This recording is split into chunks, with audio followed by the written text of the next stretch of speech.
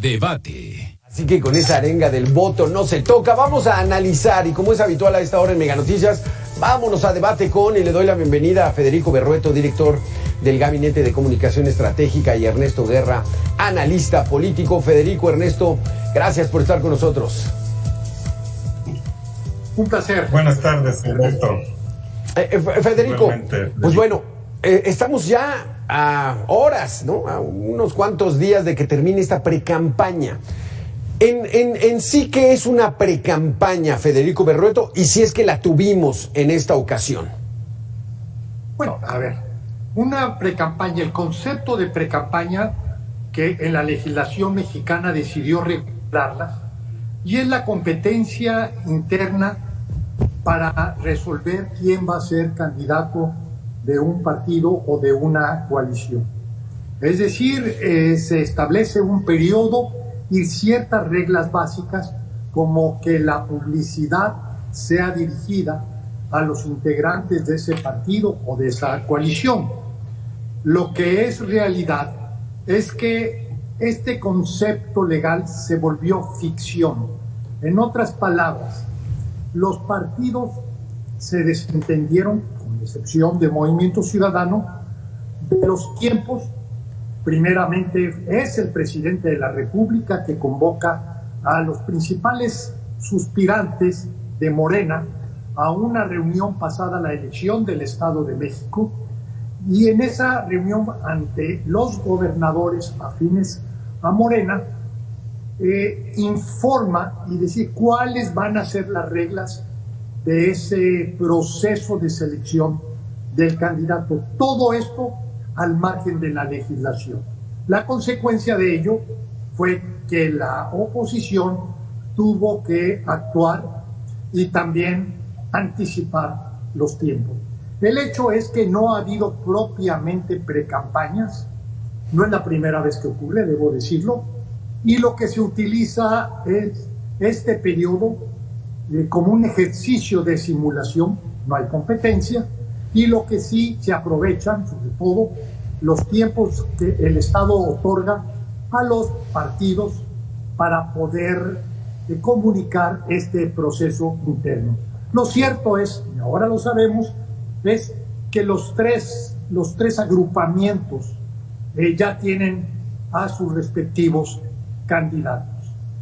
Concluye el periodo, se supone que ya no puede haber proselitismo, pero si la ley se ha incumplido antes, muy probablemente es que la ley se siga incumpliendo, y más cuando se está aproximando el proceso electoral.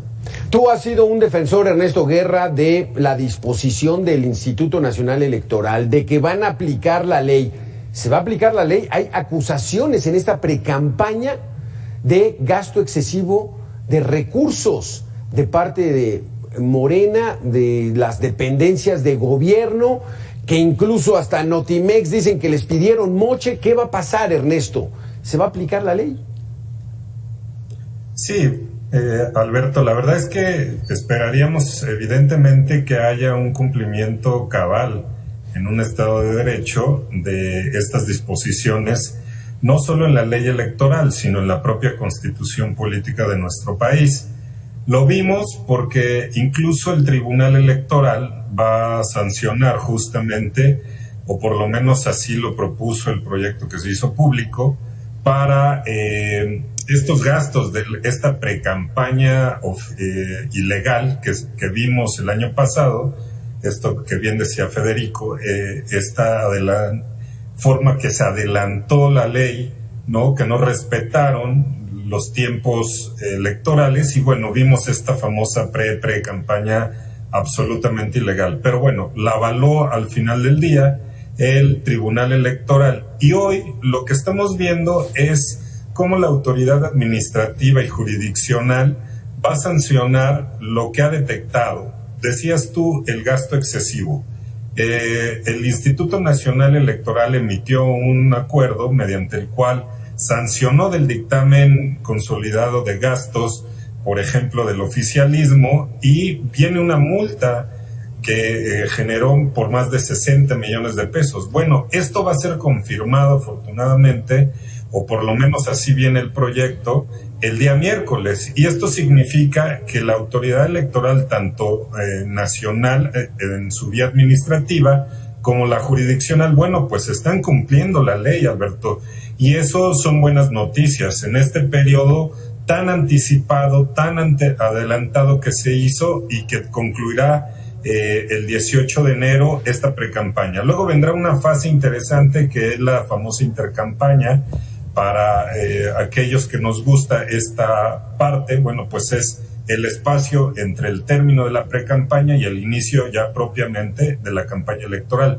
Y aquí se vendrán algunas situaciones muy importantes, Alberto, entre ellas, pues el registro de los 628 cargos que ya 629 cargos que ya tendremos a nivel federal, ya con nombre y apellido, es decir, en el mes de febrero, por ahí del 15, estaremos viendo el registro que tendrán ya finalmente a las 128 senadurías y a las 500 diputaciones, más el registro formal pues de Claudia Sheinbaum, de Xóchitl Gálvez y ya ahora Álvarez Maínez. Vamos a hacer una pequeña pausa de 2 minutos, la primera en este debate, Federico, Ernesto.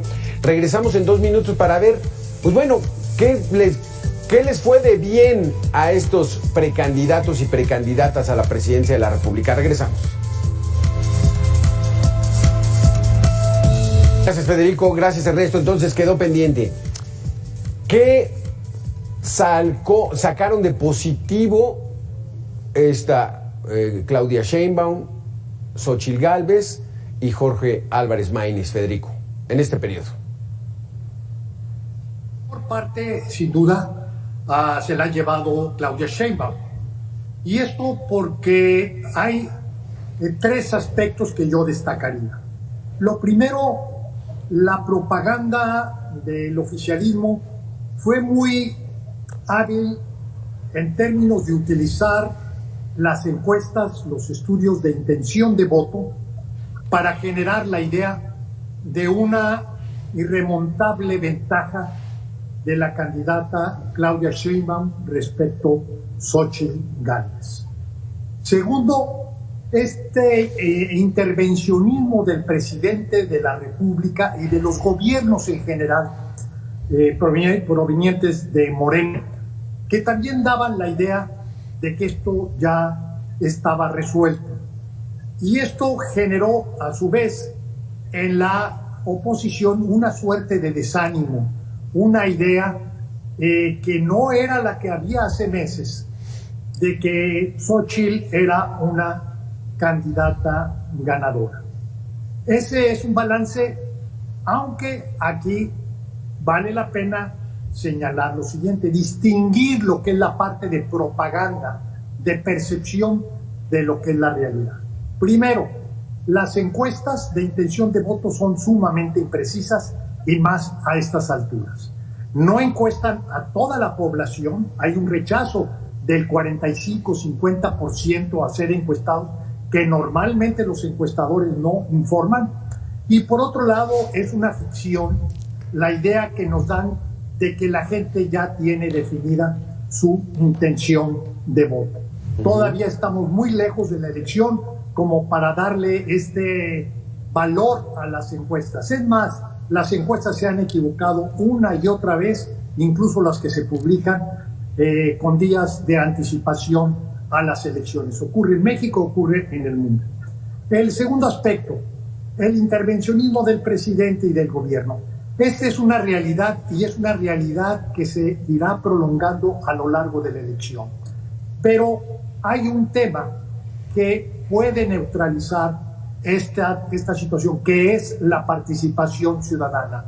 Una elevada participación ciudadana tiene el poder y la capacidad para superar cualquier tipo de irregularidad, como es esta que señalo, o incluso la utilización de los programas sociales.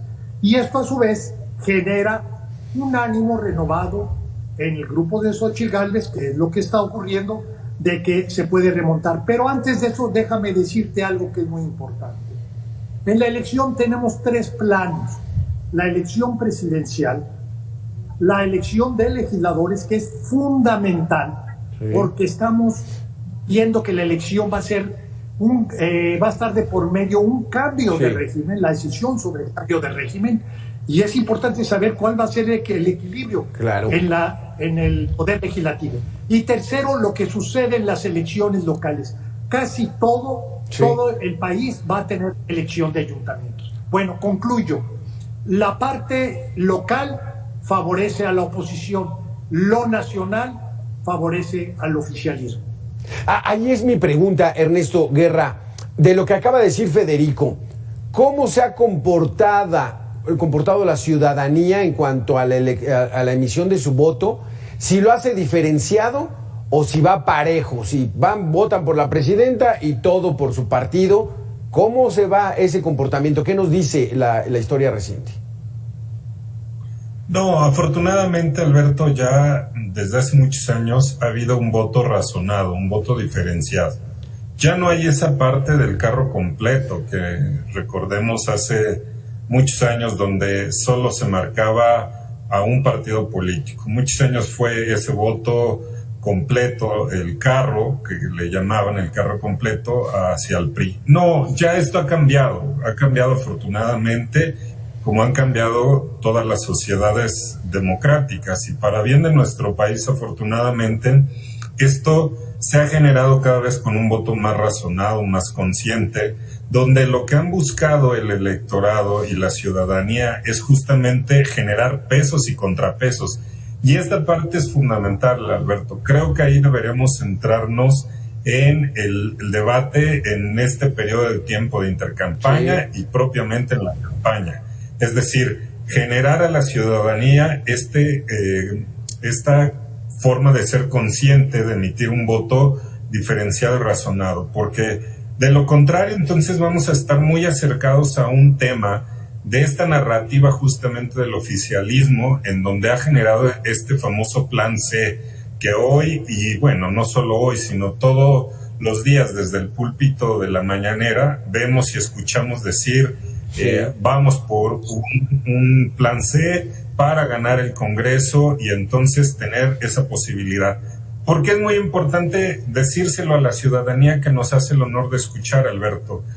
Si no se generan pesos y contrapesos, vamos a tener evidentemente un oficialismo donde nos pueda meter cualquier tipo de reformas sin miramiento. Es decir, imagínense una reforma al Poder Judicial y tengan esa posibilidad de que cualquier político se va a convertir en juez, magistrado, ministro, ministra, y que son los políticos los que van a impartir la justicia.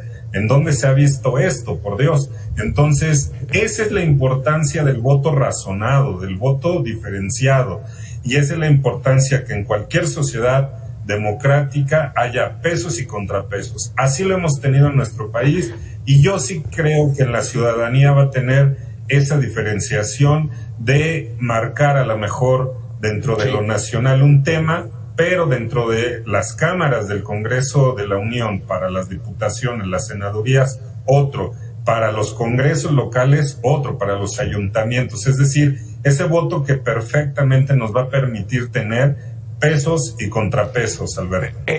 ¿Crees que ya hemos llegado a esa madurez ciudadana, Federico Berrueto, para tener ese voto diferenciado, para generar esos contrapesos, o todavía estamos en la incipiente democracia? Vamos a hacer una pequeña pausa de 2 minutos y regresamos con tu respuesta, Federico. ¿Cómo no? Descubre México. Gracias por continuar con nosotros. Vámonos a esta recta final de la mesa de debate. Ernesto planteó que se necesita tener madurez política, que la gente haga estos pesos y contrapesos. Federico, ¿qué tanto confías tú en ello? ¿O el propio racionamiento de la gente de decir, sí quiero darle todo a un partido para que haga los cambios suficientes? ¿Pudiera ser también esa posibilidad, Federico? Sí, así es. Mira, Alberto tiene toda la razón en señalar que hay una creciente madurez del votante mexicano. Sin embargo, aquí lo que necesitamos ver es todavía cómo van a ser las campañas.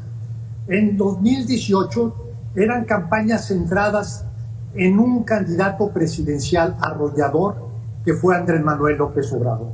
La estrategia del PRI y del PAN fue sumamente errática, hicieron de la contienda una elección nacional y esto finalmente a lo que llevó es a un resultado sumamente favorable al candidato Andrés Manuel López Obrador, que a su vez implicó triunfos en la elección de legisladores y en muchos de los congresos locales y ayuntamientos. Ahora la situación es distinta, no tienes ningún candidato que tenga esa, digamos, fortaleza, y yo lo que vería es que ahora lo local va a tener mucho mayor impacto. Es muy difícil que el elector pueda discernir con claridad qué significa cada una de las elecciones, y la que menos entiende es la de legisladores, la que mejor entiende es la de alcaldes, y en segundo, la de gobernador o presidente de la República. Y el hecho que todo el país por primera vez tenga renovación de alcaldes le imprime una dinámica de competencia e incertidumbre mucho mayor a lo que han establecido las encuestas. Si las campañas de los partidos ponen el énfasis en esto, en este tema de lo que significaría un gobierno sin contrapesos, como lo señaló con acierto Ernesto, si ese es el tema, seguro es que vamos a tener el regreso de la pluralidad en el Congreso. Y la elección presidencial, desde luego, va a seguir siendo de mucho interés, pero, y es un pero que no es menor, lo local se va a sobreponer a lo nacional. De tal manera que en estos momentos vemos la ventaja que tiene Morena y Claudia Sheinbaum en el nivel nacional no se reproduce en la ventaja que tienen los candidatos de Morena en el nivel municipal o incluso en algunas de las elecciones de gobernadores. Va a ser un proceso muy, muy complejo, y lo que te diría es que si tenemos niveles de diferenciación de voto, también lo que vamos a tener es, como pronóstico lo señalo, el regreso de la pluralidad en la vida política nacional. El regreso de la pluralidad, Federico o Ernesto, o el regreso de la hegemonía, que lo discutíamos aquí en la redacción, y pues bueno, ¿qué pasaría si otra vez regresamos a esos tiempos? Ya los vivimos, donde toda la Cámara de Diputados, bueno, con unos cuantos plurinominales de oposición, todo el Senado de la República era del PRI, los 31 gobernadores, el regente capitalino eran del PRI, o sea, había toda esa hegemonía, el Poder Judicial a expensas del PRI, o sea, eso ya lo vivimos, Ernesto. ¿Pudiera estar el riesgo de volverlo a vivir el país? No, sin duda, pero creo que los tiempos han cambiado, Alberto. La verdad es que las condiciones no están como para el regreso de otra vez de un partido hegemónico. Y yo pondría tan solo dos cuestiones muy importantes. La primera, la elección de 2018, que es la más cercana en cuanto a la renovación del titular de la presidencia de la República. Y ahí vemos una participación del 63.4% a nivel nacional. Y eso nos implicó una cuestión importante, que la gente fue y votó. Y lo hizo muy consciente y lo hizo diferenciado. Y eso está padre decirlo y hay que señalarlo. Coincido un poco con lo que dice Federico, pero me parece que lo nacional también va a tener la relevancia, no solo la presidencia, sino el Congreso. Y eso, ¿por qué? Por el segundo hecho del 21, donde vimos justamente las elecciones intermedias y donde se da única y exclusivamente el cambio del relevo en la Cámara de los Diputados. Y ahí vemos la importancia que se le ha dado en los últimos años justamente al trabajo del Poder Legislativo. Y eso es lo importante. Me parece que aquí lo fundamental, evidentemente, lo primero que implica es la votación cercana, es decir, alcalde, el Congreso local, y es lo que te atañe como ciudadano. Pero lo otro también, lo federal, y me parece que ahí es donde va a haber una importancia. La pluralidad, que bien decía Federico, me parece que ya la tenemos desde hace varios años. Lo que vamos a tener ahora es justamente esta alternancia. La hemos vivido, la hemos visto, Y eso es lo que tenemos que hacer y justamente pensar que la ciudadanía va a generar esta inercia de volcar y salir a la calle y votar de manera diferenciada para que pueda haber justamente pesos y contrapesos. Creo que la pluralidad la tenemos, la alternancia la vamos a seguir teniendo, y en una de esas vemos una elección presidencial, pues ya no a tercios quizá porque ya no estuvo Samuel García en esto, pero me parece que va a ser interesante ya con los tres candidatos, las dos candidatas y el candidato que tenemos, para confrontar los proyectos de nación, Alberto, que eso es lo importante. ¿Qué proponen y cómo lo proponen? Sí, porque el proyecto de nación, Federico Berrueto, y el escenario ideal del presidente es tenerlo todo, tener el plan C, la mayoría en el Congreso, ganar las gubernaturas, prácticamente tapizar el país de Morena. Ese sería el ideal y ese es su objetivo. ¿Crees tú que lo logre? Sí, y ya lo intentó en la elección del 21. Y la elección del 21 lo que vemos es que es un voto mayoritario en contra del oficialismo.